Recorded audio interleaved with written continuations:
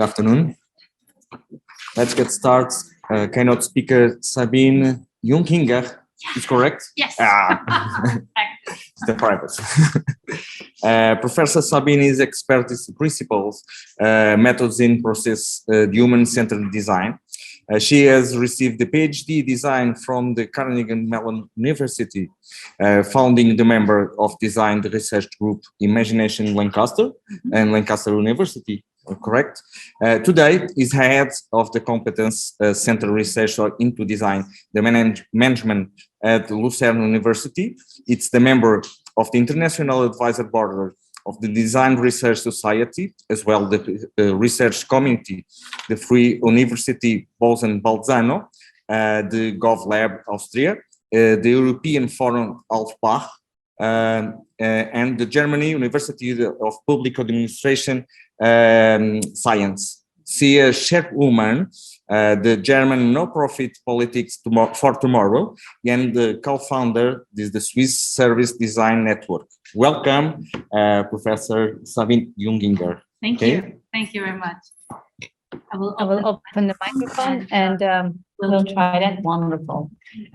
Because I like to actually get up in a moment and talk to you while I'm walking. I don't like to sit so much. Like you probably would like to walk now too.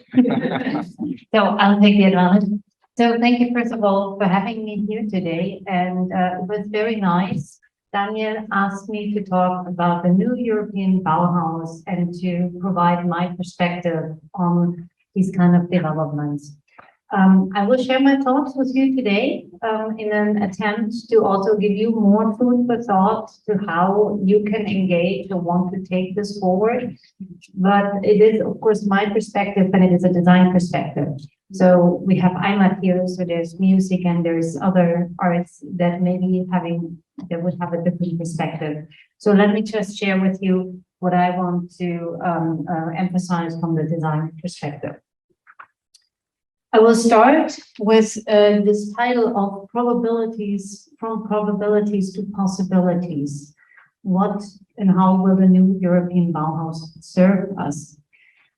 Probabilities are something that we can calculate because we think we know some aspects of life or facts or figures, and we think we can, through calculating the probabilities, reduce our risk.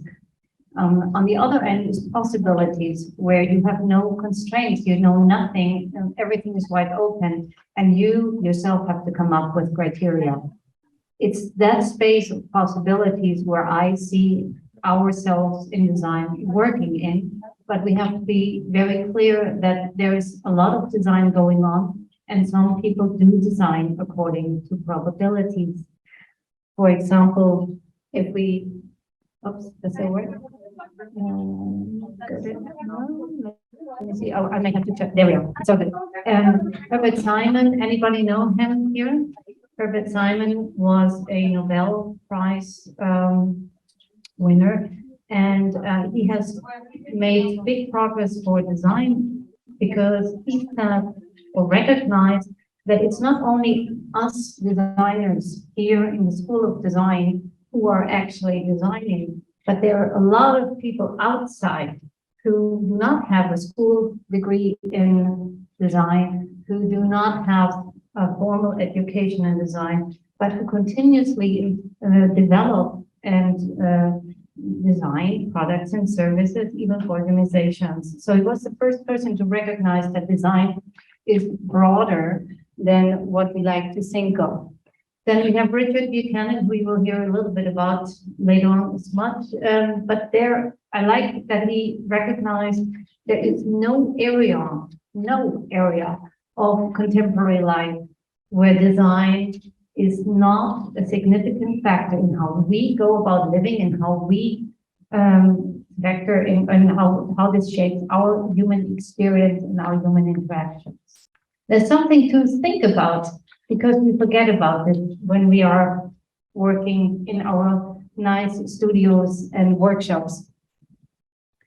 And I want to right away switch to the VUCA world and the implications of design.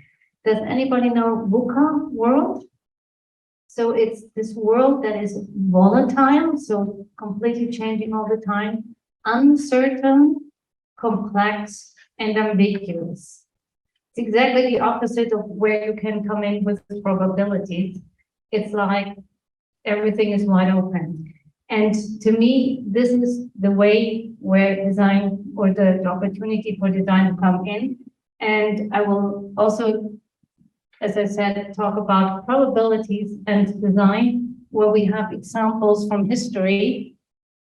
Anybody know Mr. Greenspan? He decided after 40 years that the model that he had relied on to drive the economic system is flawed after all, 40 years later. But for 40 years, that was the probability model that said this is the right way to go. It led to a major crisis in 2008 when we discovered it doesn't work. 2010 in the US, another example from the US, there was the deep water horizon Gulf Coast crisis. British Petroleum, BP, had decided, according to probabilities, that the valve underneath the ocean, it was impossible, 0.0000 whatever, kind of likelihood that this valve would fail or break. So there was no plan B because it was unlikely for that to happen. We had a major, to this day, still suffering crisis with animals and oil in that area.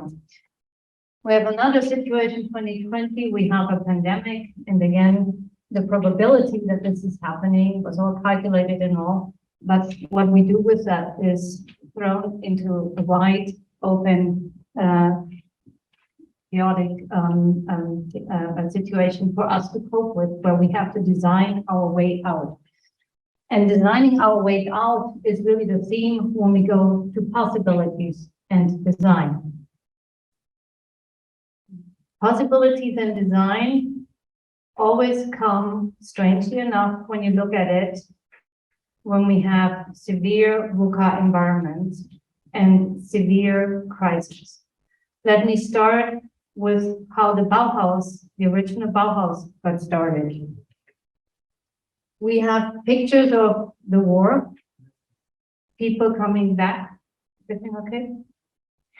We have pictures here. We have people coming back after World War I, disillusioned, hurt. Everything okay? Yeah. Hurt, and they were disillusioned, and there was nothing to come back to. They had, for the first time, experienced a war where material was killing people in ways that they had never envisioned. They came back, those men who came back saw a destroyed political and economic system that they had to come back into. At the same time, we had social upheaval, we had a women's movement going on, and we had really a time where everything was so uncertain, so wild, so open, and we developed in Germany the, as you said, the first most progressive constitution that to this day remains as one of the most progressive constitutions, that then of course wasn't implemented in that way, but it has become one of the key documents of design, by the way, designed by human thought, human action. And lo and behold, we see the first Bauhaus emerge out of this. A time of crisis and design moves center stage. You think that's maybe an accident, then you go on to my own hometown, Ulm, which is a picture here after World War II. There was nothing left but that church tower, because that was the orientation for the plane, so they didn't shoot it down. But there was nothing left. There was hardly a house standing. There was no political system to believe in. There was no food. There was no nothing. And people had to start from scratch. And lo and behold, you start seeing the Ulm School. And this is the sister from Sophie Scholl in Eicher Scholl. And she, together with funding from the Marshall Fund, set up, first of all, an adult education school to help people to activate and engage in shaping the political, social, cultural, and communal aspects of life in their own city. After you've seen the pictures before, and this also went parallel with setting up a school, the Ulm School. So a time of severe crisis, a time of severe upheaval and confusion, and a need to redesign our way out of it. These are pictures from today. This is the war in Ukraine. We have inflation going up across Europe. We have a climate report that gives us 2 years before we can no longer do anything about controlling the warming of the globe. And we have a new European Bauhaus. Kind of interesting. I think we should remember that for us in design, that design seems to never go away. It never goes away, but it takes different interpretations, different forms. And in these times of crisis, when nothing can be what it was, when nothing is what it seems, when we're literally back to square one in one way or another, we come back to design. Not just we, society. And that, I think, is very interesting to remember as a start for us here. Now, I suspect few of you have seen the 4 orders of design before. Anyone? Yes, very nice. So the 4 orders of design are, again, a piece by Buchanan that I have adopted here a little bit. But it's really a way to make sense of these different developments in design and the different professions and problem areas that design is dealing with and concerned about. We have the first order. If you look at the first column going down, this is a problem of communication where we use the materials of signs and symbols and words and images. So you could say this is where we started in the case by drawing pictures of where the herd, the food, the animals are, or the enemy maybe. And this has become our first problem of design, communication. How do we communicate this material information? And we use words and symbols for that. The second order, fast forward, you can think of the Industrial Revolution, mass production. All of a sudden, the problem is no more just the words and the signs, but we also have to worry about the physical things, the objects, and the way that we construct these objects. You know, anything from manufacturing to mass production. Move forward, you move into the third order of design, which is then a problem when we have the computer world entering into it, interface, interaction, experience. And all of a sudden, it's no longer a problem of designing the thing. It's no longer a problem of designing the word and the sign. No, it's all about how do we engage with it. That's the kind of focus.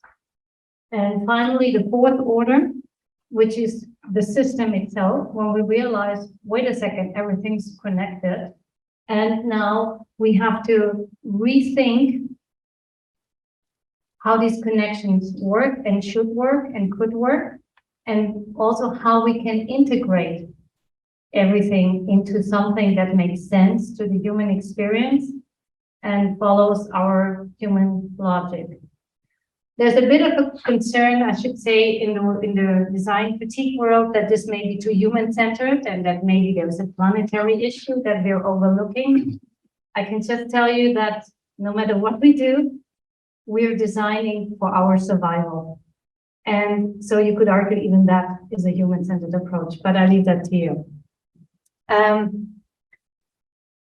Just to, sorry, I wanted to expand it a little bit. more, because when you see the diagonal here, the graphic design, product design, interaction design, dialectical design, you can also see how these professions have formed around that. And dialectical design is a rather recent term that has come up because it's no longer involving material per se, but we're talking about bringing people together, getting them to work together, helping develop design processes that they can then engage in to use these other elements of design, the interaction design, the product design, the graphic design, and whatever the variations are, service designs and so, to make this integration work and happen. So what I find interesting, and maybe you can follow me right now, the first two, the Bauhaus and the HFG Ulm, which have all arisen out of other crisis times, they are pretty much focused on the first and the second order. We have become very specialized in, posters and visuals, and also the form and the function and the product. And I think you already understand where I'm heading here with the new European Bauhaus. Sorry. Sorry, that one switched around. I need to show you that first.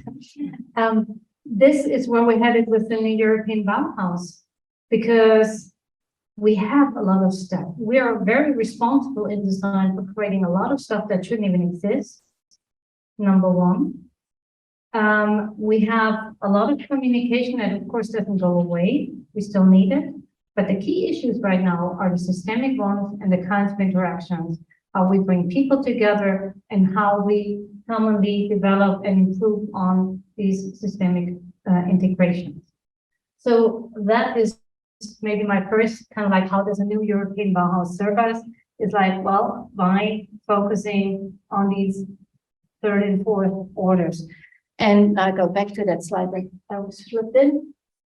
It's not a new problem per se. George Nelson, who many of you may know, the American designer, he wrote a very nice book, Problems of Design. And in this, in 1957 was his first version. He already said, like, listen, guys, you think it's about posters, you think it's about products, but actually this is about organizing. It's about organization. The most significant problem of our time is that of organizing. And it will take time to realize its full effect on the thinking and behavior of individuals. But in this conditioning process, few escape its influence. It's about two keywords that we're using every day now in design: behavior and thinking. Design thinking, behavior change, and how we interact and engage. So, really then, to move from probabilities to possibilities is about understanding or asking ourselves, how do we want to go about living? How do we want to live together, which is exactly what the Bauhaus asks the new European Bauhaus. And how are we going about designing? Because if we go about designing for probability, we have already seen that sometimes that's valuable, but it can really cause big, big problems. How about designing for possibilities? And then, of course, also understanding what kind of values we are pursuing in these possibilities. What kind of criteria are we going to apply to not just create what's possible, but to create a possibility that also is a sustainable one, a desirable one that actually helps us also to achieve these broader goals of integration. If you look at this, there is a tension between probabilities and possibilities, and the design challenge is to inquire into these four orders, into how we think about things, how we, the principles. Somebody said that today to me, like, oh, I'm looking at principles of design. Exactly. What are the principles of design in a certain organization, in a certain project, in a certain problem? What is it? And then what actions follow from that? What are needed? What kind of interactions do we want to foster? What kind of physical things do we need to facilitate, enable these kind of engagement, interaction? And then how do we communicate and inform and visualize all that? This we need to do to discover and invent these possibilities and to move beyond what's probable. A quick picture also from the 1920s. The first kitchen, the first modular kitchen, designed by a woman, Margarete Schütte-Lihotzky. And very interesting because it shows very nicely the design principle of scientific management.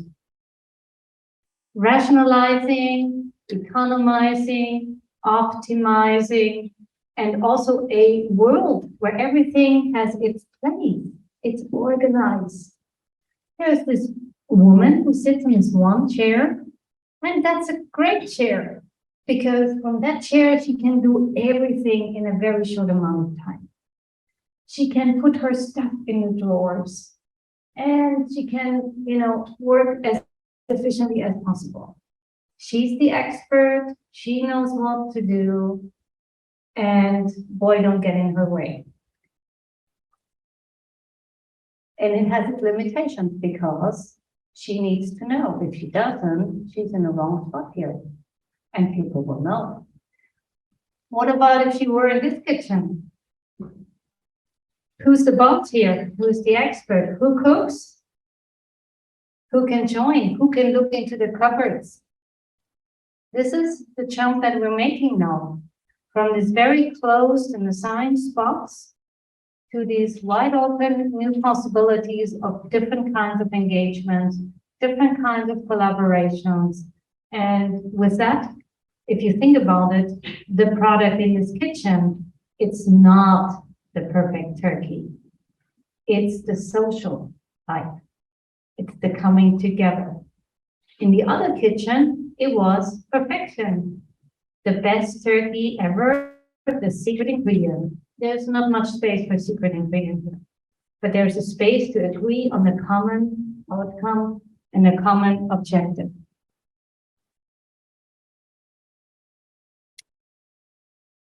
How do we get there? Now it gets a little bit more theoretical. You already got that this afternoon. That's why you came. John Dewey is what we call a phenomenological philosopher, pragmatic philosopher. And he has a lot to offer to us designers when it comes to understanding and talking about our methods. Because he very much understands and highlights the value of what we call the qualitative versus the quantitative. Remember, quantitative probabilities, all that, versus the qualitative, these new possibilities. And the qualitative is that which exists. Nobody can negate it. But we need to have different means to capture it. We have to have different means to communicate it. We have to have different means to articulate it and to visualize it. At the same time, when we do, and this is his key argument, he says that each one of us, we want to or we don't want to, but each one of us has this qualitative background and uses that in our own thinking. In the way that you start talking design, you use your qualitative experiences and your insights as the background. It informs you. It is the starting point for your thinking. And it also, in addition, provides the regulative principles, the ways that you make judgment in your own work and in your own life. And that is what is so powerful about that. It's the qualitative, which is three things for us, and in design even more so, but it's true for everyone. We just make use of it in a professional way. It's the background that environs us. I'm German, can't help it, sorry. Which means that sometimes I'm more German than I want to be, but it's like, it's my background. I have the starting point, well, I'm probably not starting with being German, but with all my experiences of having traveled around the world and having had different exposures, of course, that's my starting point. And then the regulated principle of my thinking is also what has been shaped by all my experiences, what I read, how I, got hurt, how I enjoyed life, how I got good feedback, how I got bad feedback. All of that is, of course, part of my regulated thinking now. So this is one way how we can approach this. And the other way is coming from Richard McKeon, who, funnily enough, is a student or was a student of John Lewis. And he came up with these really amazing three aspects that are so valuable again for design. So in other words, we don't always have to invent the wheel and argue for something because some of the philosophers have already discussed that for us. We just need to clarify that this is part of design. And he's like, communication consists of three elements.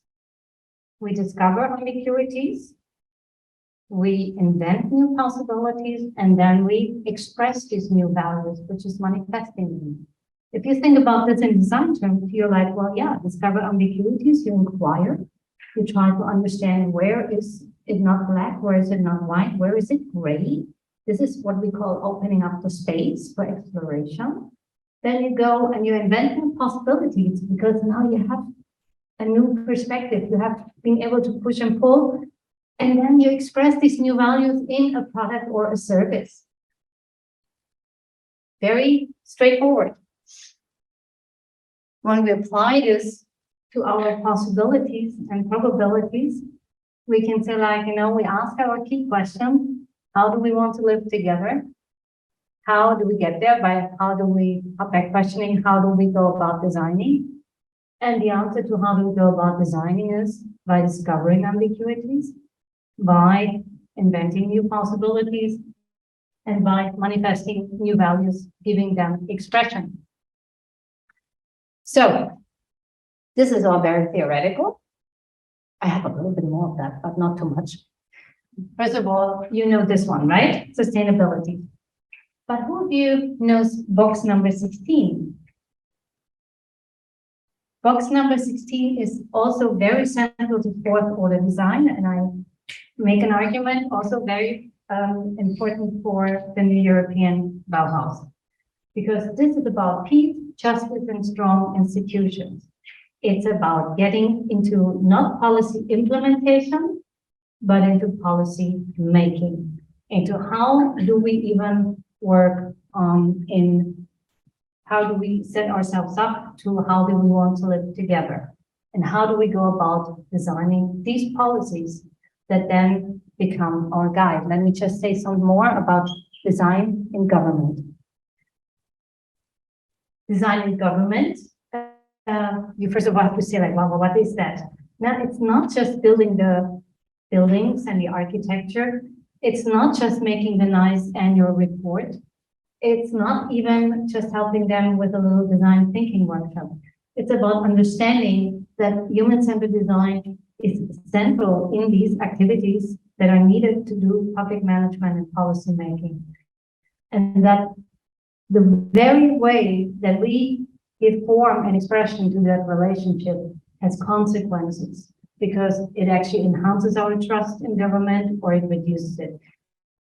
We can strengthen government by making systems integrated and by providing for these human experiences and human interactions in ways that make sense and that are just and that are fair and equitable. So really, how we go about designing again matters here directly in terms of fulfilling our democratic objectives. I promised a bit of a policy statement, and this is really something that I'm not sure if anyone has given thought to the idea that a policy is a product of design, and then what that actually means.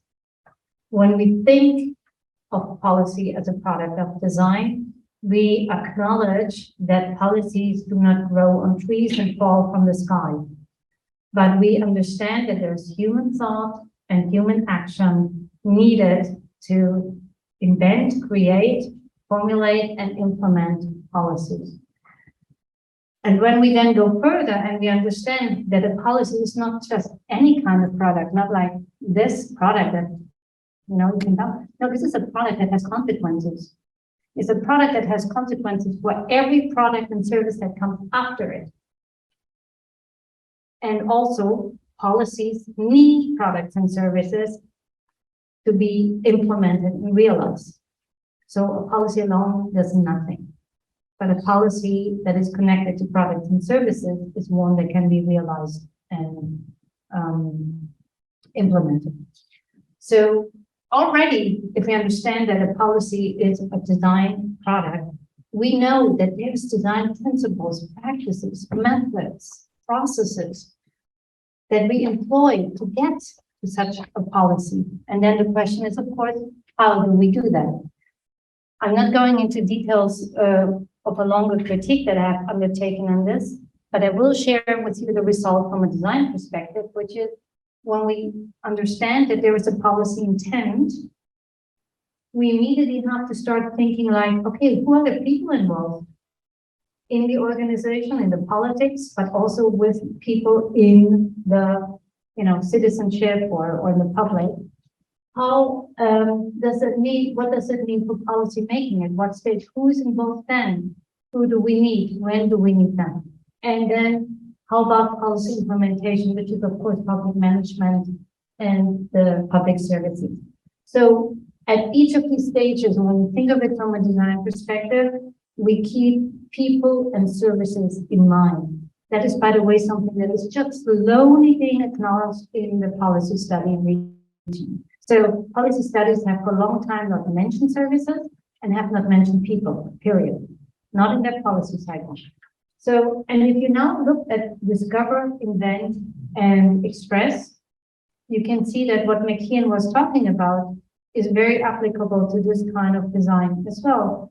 In the first step, when you have a policy intent, you start to discover the ambiguities, to bring people together to, you know, when they're all stuck, you have to kind of find ways to open it up, to make the discovery and the possibilities an option. And once you've done that, then you can go about and say, oh, this is this, and if that is this, maybe we can start thinking and inventing something completely new.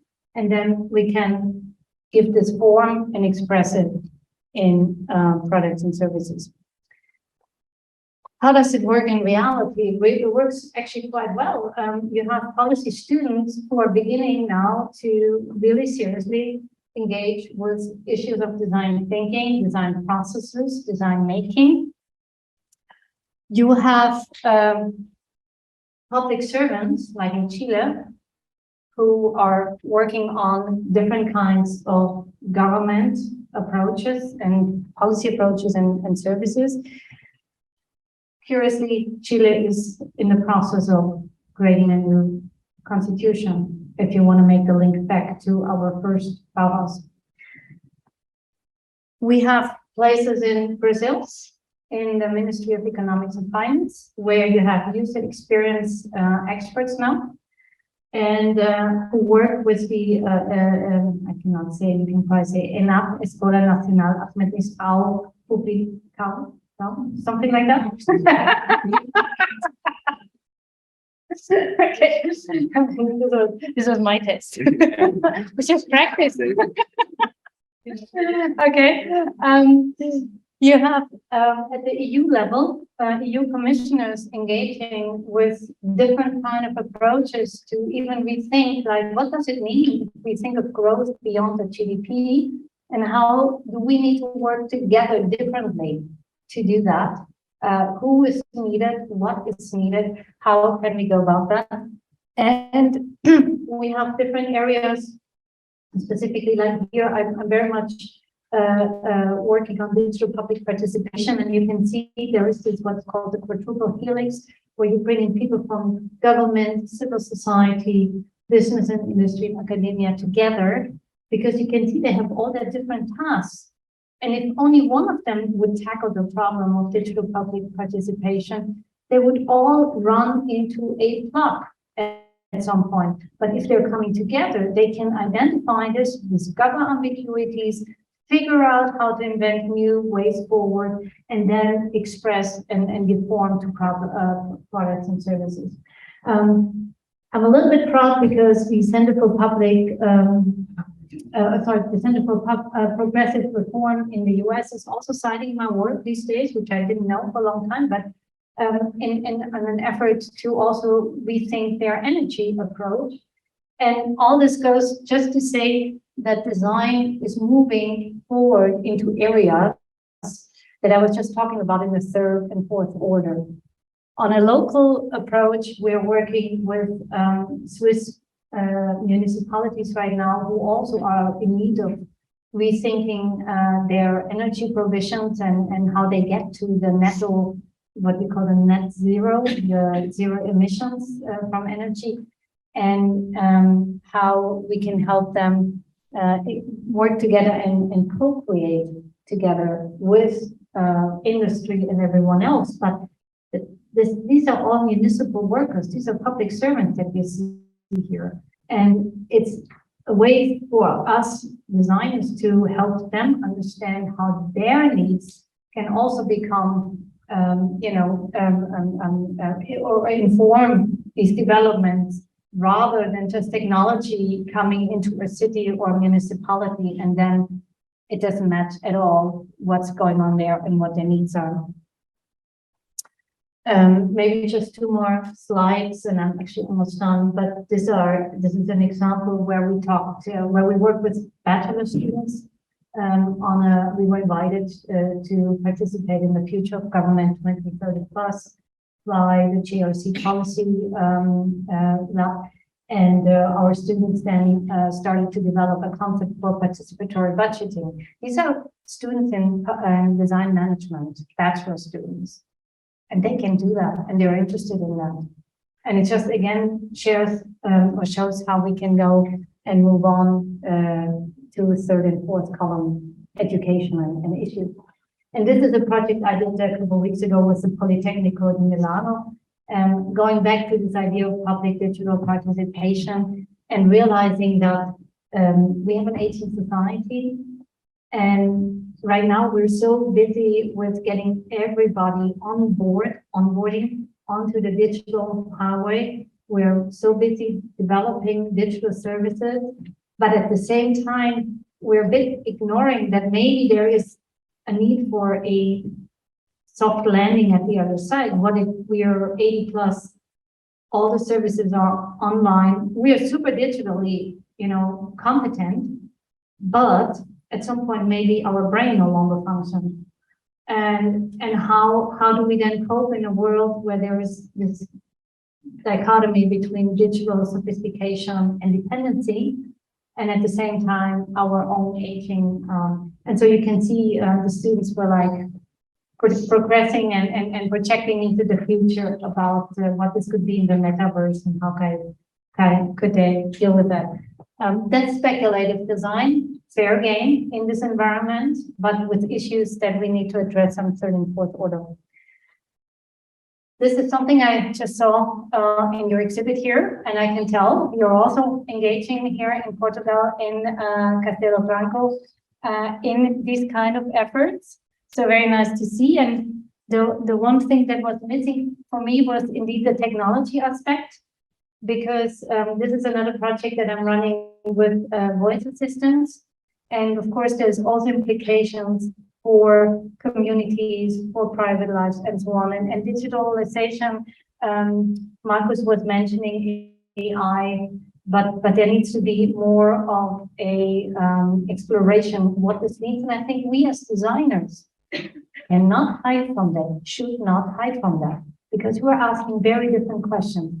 The reason we got this project, it's a 4-year project, 2.2 million, interdisciplinary project, and it's been given to us because we were not interested in how many commands do people use to say to Alexa, hello, goodbye. We were not interested in how much people buy using Alexa. We were not even interested in how many of these things are sold. Yeah. we were interested in what does it do to people when they have them in their home? How do people develop new practices and routines? What kind of new problems are emerging? What kind of new opportunities? And so we're still working on this, but we can engage with this and we should. Last but not least, this is an old picture from last year, but there was a new Creative Bureaucracy Festival this year in person in Berlin, where you can also see there's a lot of designers there and there's a lot of interest. And by the way, there are also a lot of jobs out there now. So with that in mind, I thank you and thank you.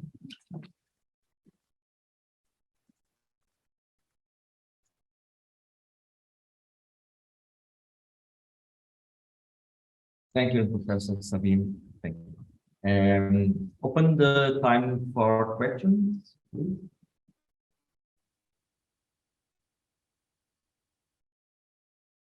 No questions. Nobody dares. Nope. Too No? tired. It's late in the afternoon. And any questions? Comments? Critique, always welcome.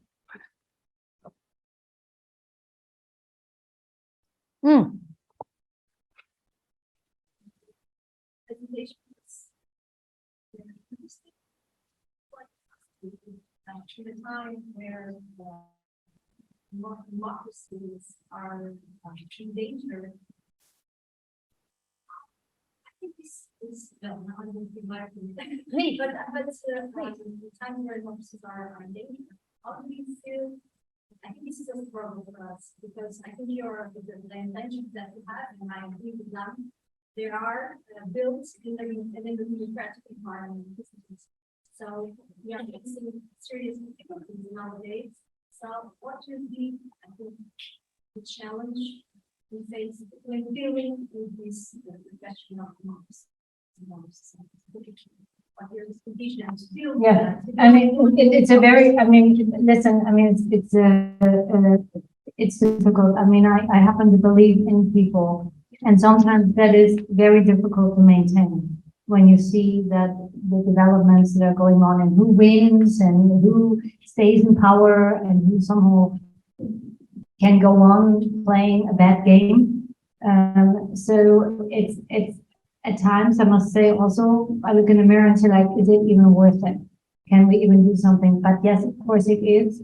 And the interesting thing and the rewarding thing is with all this work, with all the pictures that you've seen, I've worked with fantastic people who really care, and the majority still cares. Maybe not the people that are so much in the newspapers, not the people that, that annoy us and all, but the majority cares and sees a value in that. And every time you work with people who really give everything to make this happen, I bring myself into it. And so another point is maybe also, I don't believe for a minute that designers are the saviors of the world. When I say design and policy, I'm not saying we are making the policy. No, but we are helping to make policies differently in ways that speak to more people, in ways that address more complex issues, in ways that reach more people, and that also help produce the kinds of programs and the kinds of services that really people haven't thought about before, but that are really bringing us to another level. So I'm not sure I can answer that completely for you, but one thing I tell my students is nobody said it would be easy. And the other thing that I say, there's complexity. Many other disciplines, when they see complexity, they run from it. When we as designers see complexity, we run to it. And because we see the opportunities and the need, and we don't feel that it's hard or that it's complicated. And so, that was always the case. You look at any of the famous designers, they all engage with very complex issues. I mean, today, maybe it's even more complex, but everybody dealt with some kind of complexity in their own way. And I think that's just what we do. Plus, we're eternal optimists. What can you do? Anyone else? Question? No? Thank you.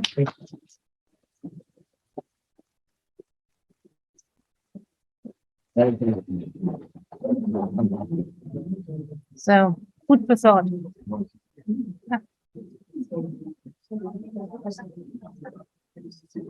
Thank you. I'm so sorry because